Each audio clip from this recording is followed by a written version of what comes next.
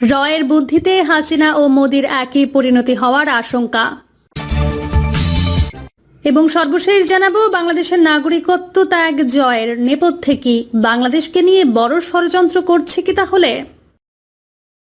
এতক্ষণ শুনছিলেন সংবাদ শিরোনাম, এবার বিস্তারিত। রয়ের বুদ্ধিতে হাসিনা ও মোদির একই পরিণতি হওয়ার আশঙ্কা।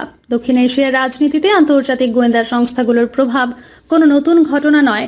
ভারতীয় উপমহাদেশ, বিশেষ করে ভারতের বহি গোয়েন্দা সংস্থা প্রতিবেশী দেশগুলোর রাজনৈতিক গতিপথ নিয়ন্ত্রণে একটি নীরব অথচ শক্তিশালী শক্তি হিসেবে দীর্ঘদিন কাজ করে আসছে।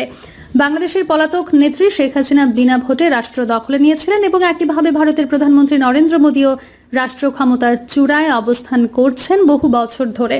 কিন্তু তাদের শাসন ব্যবস্থা, রাজনৈতিক কৌশল ও জনগণের প্রতি দৃষ্টিভঙ্গি যেমন অভিন্ন, তেমনি তাদের উত্থান ও টিকে থাকার পেছনেও এক বিশেষ গোপন শক্তির ছায়া দেখা যায়।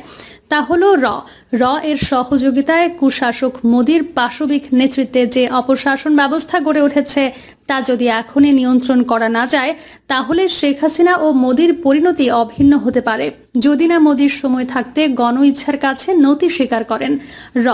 ভারতের ছায়া সেনা এর জন্ম 1968 সালে শ্রী রামনাথ কাও এর নেতৃত্বে। পাকিস্তান, চীন ও অন্য প্রতিবেশী রাষ্ট্রের কার্যক্রম নজরে রাখা এবং প্রয়োজনে প্রতিরোধমূলক পদক্ষেপ নেওয়াই ছিল এর মূল উদ্দেশ্য। কিন্তু অল্প সময়ের মধ্যেই কেবল নজরদারি নয়, সরাসরি রাজনৈতিক কৌশল তৈরির কাজে যুক্ত হয়ে পড়ে। দক্ষিণ এশিয়ার রাজনীতিতে নীরব অভিভাবক হিসেবে এর একটি পরিচিতি গড়ে ওঠে। বাংলাদেশেও এর গুরুত্বপূর্ণ ভূমিকা দেখা যায় 1971 সালে। মুক্তিযুদ্ধের সময় এই সংস্থার সরাসরি অস্ত্র প্রশিক্ষণ ও গোয়েন্দা তথ্য দিয়ে সাহায্য করে। স্বাধীনতার পরেও বাংলাদেশের রাজনৈতিক হিসাব নিকাশে সক্রিয় থেকেছে। শেখ হাসিনা সরকার ও এর সম্পর্ক তাই কেবল বন্ধুত্বে নয়, বরং স্বনির্ভর এক জোট হয়ে দাঁড়ায়। শেখ হাসিনা ও টিকে থাকার রসায়ন। 2009 সালে ক্ষমতায় ফেরার পর থেকে শেখ হাসিনা একের পর এক নির্বাচনে প্রতিদ্বন্দ্বিতা ছাড়াই বিজয়ী হয়েছেন। 2014 ও 2018 সালে নির্বাচন ছিল বিরোধী শূন্য, ভোটারবিহীন এবং বিতর্কিত।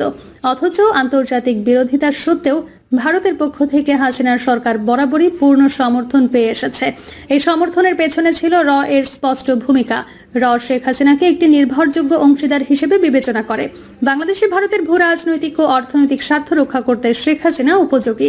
তাই বিরোধী দল বিএনপি এবং জামায়াতকে দমন, মত প্রকাশের স্বাধীনতা হরণ, বিচার বহির্ভূত হত্যা, এসবকে চোখ বন্ধ করে সমর্থন দিয়েছে। অপরদিকে গুম ও আয়না ঘরের সাথে সরাসরি জড়িত। এছাড়াও তিস্তার পানি চুক্তি, ট্রানজিট সুবিধা, নিরাপত্তা চুক্তি, এই সবকিছু হাসিনার সরকার ভারতকে দিয়েছে। বিনিময়ে ভারতের রাজনৈতিক সমর্থন ও এর ছায়া সুরক্ষা পেয়েছে। এর ফলে বাংলাদেশের জনগণের মধ্যে এক ধরনের ক্ষোভ জন্মেছে, যেখানে ভারতীয় হস্তক্ষেপ ও হাসিনার একদলীয় শাসনের বিরুদ্ধে সোচ্চার হয়ে ওঠে সর্বস্তরের মানুষ ও সামাজিক শক্তিগুলো।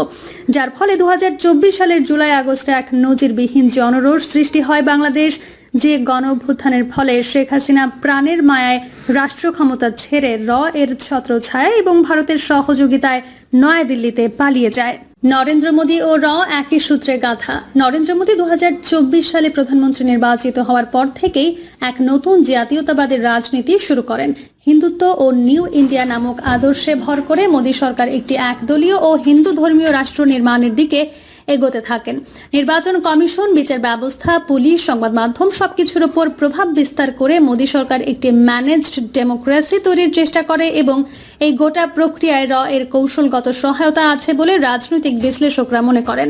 কাশ্মীর থেকে 370 ধারা বাতিল, সিএএ ও এনআরসি নিয়ে সৃষ্ট সংকেত, কৃষক আন্দোলন দমন ইত্যাদি ক্ষেত্রে এর সহায়তা ও মনস্তাত্ত্বিক যুদ্ধ কৌশল স্পষ্ট। বিভিন্ন অঞ্চলে হিন্দু মুসলিম দাঙ্গা, ভারত জুড়ে মুসলিম নির্যাতন ও মুসলিম নিধন, তৎপ্রেক্ষিতে সংগঠিত বিভিন্ন আন্দোলন ও বিদ্রোহ দমনে প্রযুক্তিগত ও গোয়েন্দা সহায়তা দিয়েছে। এর কাছে মোদী সরকারও একটি মূল্যবান মিত্র, যারা ভারতের অভ্যন্তরীণ ও আন্তর্জাতিক স্বার্থ বজায় রাখছেন চীন, পাকিস্তান ও উপমহাদেশে আধিপত্য কায়েমে।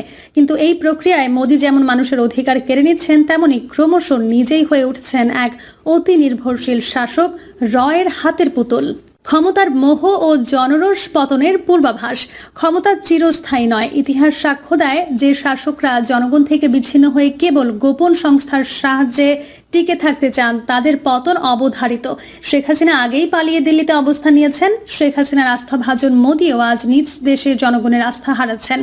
একদিকে বাংলাদেশের তরুণ সমাজ ইসলামপন্থী ও জাতীয়তাবাদী রাজনৈতিক শক্তি যতটা সোচ্চার হচ্ছে, অন্যদিকে ভারতের মুসলিম, দলিত, কৃষক ও ধর্মনিরপেক্ষ জনগণ মোদি বিরোধিতায় জেগে উঠেছে।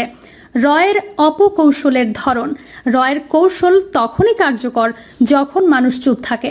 যখন গণজোয়ার শুরু হয় তখন রও চুপ হয়ে যায়। অতীতে দেখা যায় 1975 সালে শেখ মুজিব, 1989-তে রাজীব গান্ধী, 2011-তে আরব বসন্তের সময় মিশর ও তিউনিশিয়ার স্বৈরাচারী শাসকদের পতনে গোয়েন্দা সংস্থা কিছুই করতে পারেনি। একইভাবে জনগণের রোষ অপ্রতিরোধ্য হয়ে ওঠায় শেখ হাসিনাকে রক্ষা করতে ব্যর্থ হয় এবং বর্তমান বাস্তবতায় মোদিকেও রক্ষা করতে পারবে না বলে প্রতীয়মান হয়। বরং নিজেদের স্বার্থ রক্ষায় তারা নতুন শক্তিকে সমর্থন দেবে, যেটা অতীতেও করেছে। এর পরিকল্পনা ব্যর্থ হলে কি হতে পারে? যদি এর প্রক্সি শাসন নীতি ব্যর্থ হয় তাহলেও তাদের নিজস্ব কোনো ক্ষতি হবে না, কারণ সরকার পরিবর্তনকে সমস্যা হিসেবে দেখে না যতক্ষণ পর্যন্ত তা ভারতের স্বার্থে বিঘ্ন না ঘটায়। কিন্তু শেখ হাসিনা বা মোদির মতো নির্ভরশীল নেতাদের জন্য এটি হয় চরম ধাক্কা। বাংলাদেশে একটি গণঅভ্যুত্থান বা রাজনৈতিক ধস দেখা দিলে শেখ হাসিনা ব্যক্তিগত নিরাপত্তার জন্য ভারতের উপর নির্ভর করতে বাধ্য হয়, অনেকটা আফগানিস্তানের আশরাফ গনির মতো। অন্যদিকে ভারতে যদি মোদির জনপ্রিয়তা কমে যায় এবং বিরোধী শক্তি ক্ষমতায় আসে, তাহলে মোদি সম্পর্ক নিয়েও প্রশ্ন উঠবে। তখন এক নেতাকে ফেলে নতুন নেতার সঙ্গে সম্পর্ক গড়ে তুলবে, কিন্তু শেখ হাসিনা বা মোদি তখন আর রাজনীতির দৃশ্যে টিকে থাকতে পারবে না। ভারত পাকিস্তান যুদ্ধ মোদির ভবিষ্যৎ। সাম্প্রতিক সময়ে ভারত পাকিস্তানের যুদ্ধাবস্থার কারণে মোদি ইচ্ছাকৃতভাবেই ভারতের ভিতরে দাঙ্গা লাগানোর পায়তারা করছে। এটি এখন হিন্দু ধর্মাবলম্বীরাও বুঝতে পেরেছেন। কাশ্মীরে মোদি ও এর ষড়যন্ত্রে যে পর্যটক হত্যা হয়েছে তা অবাধ তথ্য প্রবাহের এই যুগে বিশ্বের কাছে পরিষ্কার।